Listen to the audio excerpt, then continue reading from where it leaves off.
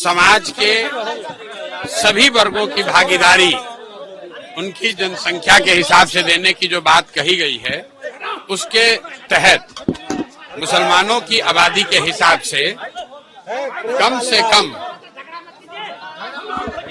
कम 40 विधानसभा सीटों पर मुसलमान समाज के काबिल लोगों को चुनाव लड़ाने का ऐलान पहले से किया गया है। और ये जो जनसुराज में पहले से अन्य वर्गों के लिए बात कही गई है, उसके अनुरूप है, ये कोई अलग नहीं है। दूसरी बात जो मैंने कही आरजेडी वाली, आरजेडी के लोग जो पिछले 30 वर्ष से मुसलमानों के रहनुमा होने का दावा कर रहे हैं, मैंने उनको आज इस सभा और इस मंच के जरिए ये चुनौती दी और आपके जरिए भी कह रहा हूं। अगर वो ये कह रहे हैं कि भाई जनसुराज के लोग आएंगे, वो मुसलमान अगर उनको वोट देगा तो वोट बटेगा, तो मैं उनको कह रहा हूं कि जहां पर भी मुस्लिम उम्मीदवार आपके जीते हुए हैं, आप खड़ा करो मुस्लिम उम्मीदवार। हम वहां मुस्लिम नहीं लड़ाएंगे, हम वहां हिंदू लड़ा लेंगे, कोई बात नहीं है। तुम पहले मुसलमानों का जिनका वोट लेते रहे हो 30 वर्ष से, उसका हक मारी बंद करो और हिम्मत हो तो उनको आबादी के हिसाब से टिकट देके दिखाओ। वोट तो तुमने लिया है, ये हमने उनको चुनौती दी है। अगर वो स्वीकार कर लें तो बिल्कुल जो मुस्लिम उम्मीदवार को खड़ा करेंगे, हम लोग वहां मुस्लिम नहीं लड़ाएंगे। अरे भैया, दल बना नहीं और आप सीएम कौन होगा? अगले साल 2025 में जनसुराज का मुख्यमंत्री बनेगा, जनसुराज की सरकार बनेगी, उसमें इफ बट किंतु परंतु मत रखिए।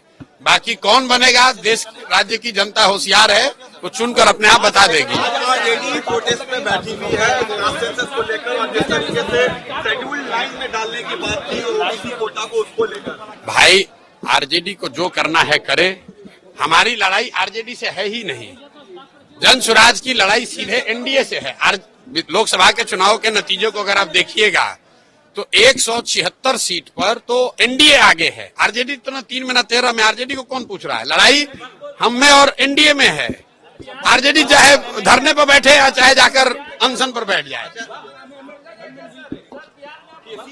देखिए, वक्फ अमेंडमेंट बिल में ये दिखाता है कि जब तक मुसलमानों की या फॉर दैट मैटर किसी भी समाज की राजनीति में भागीदारी नहीं होगी। एक मिनट रुको भाई, काहे घबरा रहे हो?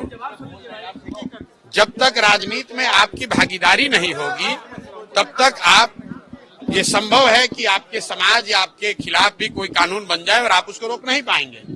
वक्फ बोर्ड में का जो कानून अभी आया, भी कानून बना नहीं है, सरकार देश में कोशिश कर रही है, अभी तो उस पर डिस्कशन चल रहा है। लेकिन उसके पक्ष में किसने वोट दिया? नीतीश कुमार ने।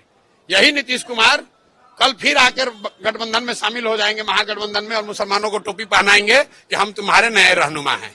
इस आदमी ने, जदयू ने, सीए एनआरसी में भी ऐसे ही धोखा करके वोट किया था। फिर इंडिया में आकर मुसलमानों को बेवकूफ बना रहे थे कि भैया हम तुम्हारे साथ हैं। मैं आपको बता रहा हूं, जितने मुस्लिम नेता, जो मुस्लिम समाज के लोग आज जदयू के साथ हैं, कम से कम ये वक्फ बोर्ड का निर्णय आने के बाद, जबकि जदयू के सांसद और इनके लोग खुलेआम लोकसभा में इसके पक्ष में खड़े थे, कम से कम अभी तो अपना पद छोड़ो।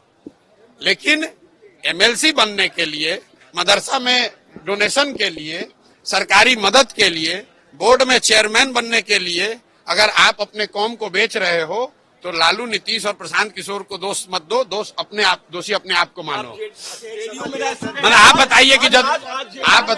बताइए कि जो जदयू में जो भी मुसलमान नेता आज खड़ा है, वो किस आधार पर खड़ा है? किस आधार पर खड़ा है? भाई, अगर आरजेडी ने किसी एक आदमी को एमएलसी बना दिया हो, तो एक मुसलमान एमएलसी बनाना, उससे क्या हुआ? समाज का उससे क्या फायदा है? क्यों मुसलमान समाज सो कॉल्ड जो फातमी है उनकी बात सुने? क्योंकि उनको टिकट दिया।